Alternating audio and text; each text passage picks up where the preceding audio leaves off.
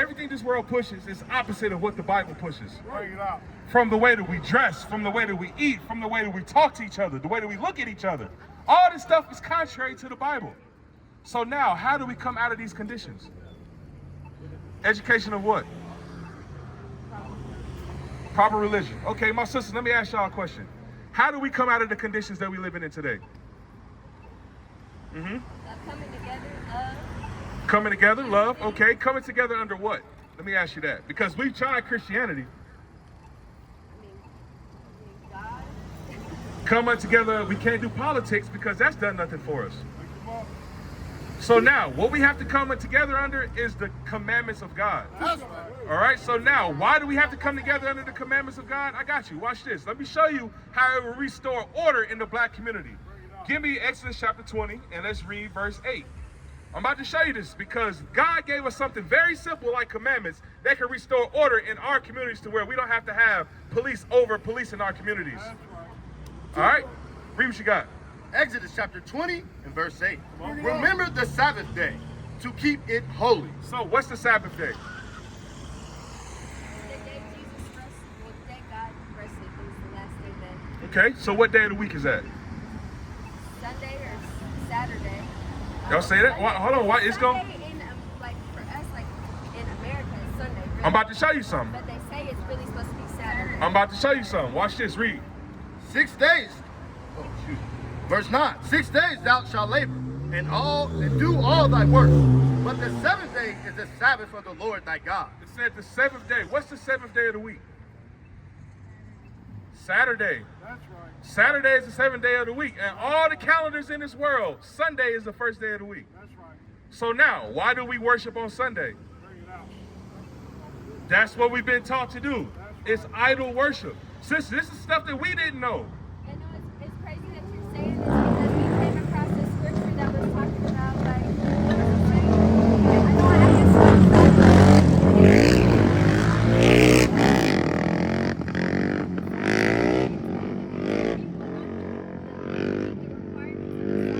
Sis, you gotta stop reading that translation. King James only. I'm about to show you something. Watch this. I understand. That's what we thought too until we actually sat down and actually studied it. Go to Matthew chapter 18, verse 11. I'm about to show you something. Bring it out. Because you grab it. What they do is they give us these different translations because they say it's easier for us to understand. That's right. First and foremost, they calling us dumb when they say that. They calling us dumb when they say, "Oh, these Negroes can't understand this." Matthew chapter 18 and verse 11. Bring it out. Yep. Huh? In the version you want right now. Yeah, start at verse 10 and read. But where's Uh-oh, wait a minute, what? Say that again? where's verse 11? I'm confused. So now, that's the problem. That's why we tell you this. These other versions and translations, they take the same thing they did with the slave Bible. They still doing it today because they don't think we're going to read. Don't study that stuff. No, don't worry about that. All you need to worry about is these books that's right here in the Bible that we got. The King James Version, because a lot of that stuff is confusion when you don't actually have a foundation. All right? So now, you realize that, right? They same thing they did to the slave Bible, they do it today. And what versions of the Bible do they push in the black church? Bring it out. The NIV, the NLT, all these different translations they pushing in the black church because they don't want us to know. Now let's read what Matthew 18:11 actually says. Watch this. I'm about to show you what that verse actually says. Because they all false. They do that because they banking on our ignorance. Bring it out. Watch this. This is what Matthew 18:11 actually says. Read. Matthew chapter 18 and verse 11. For the Son of Man is come to save that which was lost. It says the Son of Man, which is Jesus Christ, is coming to save that which is lost. Who are the people that was lost that Christ needed to save? Us, the so-called blacks, Hispanics, and Native Americans who make up the Israelites. That's exactly what that verse says. So they take out verses like that, which is beneficial for our community, and then they change it to dumb it down to change the message about what the Bible's actually saying. So now we got to ask ourselves, why are they doing this? So they can stay in control. Look at this. It's a Christian church right there. It's a Christian church right there. If this is the biggest religion in the world, why do we have so much division in it? Why is the places all around these Christian churches the most decayed places? All they do is give you a feel-good speech, take your tithes, and send you on your merry little way. They don't require change. Now I'm about to show you something. Why is it that we lead the world in the highest STD rates?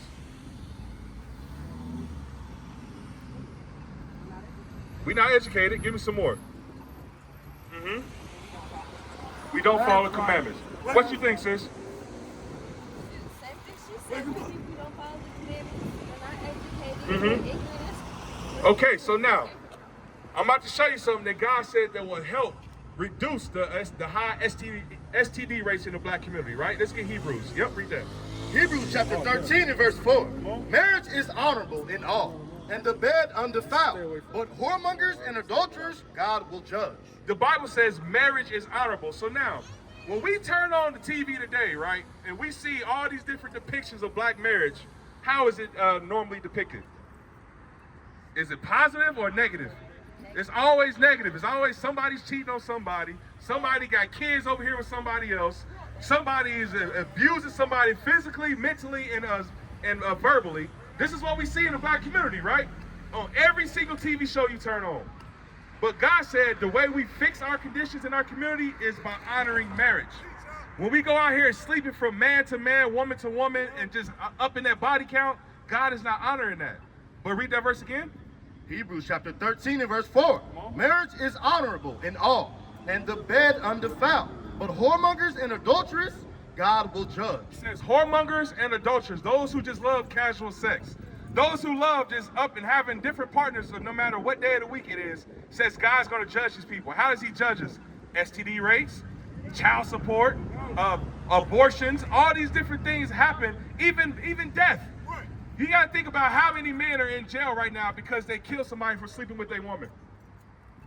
That's one of the highest reasons our men go to jail today. So God said God is going to judge us because we're not honoring marriage.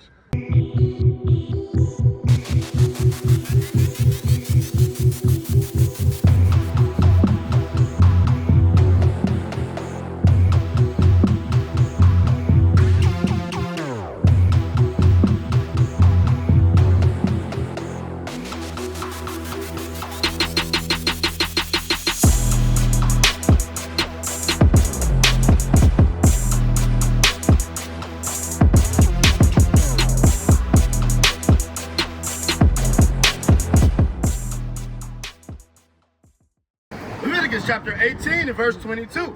Thou shalt not lay with mankind as with womankind. So it says a man is not supposed to lay with another man like we lay with women, and vice versa. That's what the Bible says. There shouldn't be no such thing as homosexuality in the black community. That's right. Require what? Like, for example, the LG spot is 2 inches in diameter towards the back of the body, and the only way to access that is through the anus. If homosexuality was sworn upon amongst these 10 commandments, then why did God create men's bodies that way? So watch this. Let's get 1 Corinthians chapter 11. 1 Corinthians chapter 11, and let's start at verse 3. I'm about to show you something, because all the stuff we've learned is from science. You know, science is telling us, think about this today, right? It doesn't matter, how many genders are there? 2. What does science tell us today? You can be whatever you want to be. That's what society tells you. Society tells you today it's illegal to put a sex on a baby at birth. I'm good. That's what society tells you. But watch what the Bible says. Read. 1 Corinthians chapter 11 and verse 3. Come on. But I will have you know that the head of every man is Christ, and the head of the woman is the man, and the head of Christ is God. So he said there's order. There's supposed to be God, Christ, man, and a woman. That's the order it's supposed to be in the scriptures. Now jump down to verse 7. Verse 7. For a man indeed ought, verse 8. For the man is not of the woman, but the woman of the man. So it says the woman is of the man, because when God created Eve, he took that rib from Adam and created this woman. What is a nation? Nation is family. Nation is community. Nation is men leading by example. Nation is women's support. Nation is children with role models.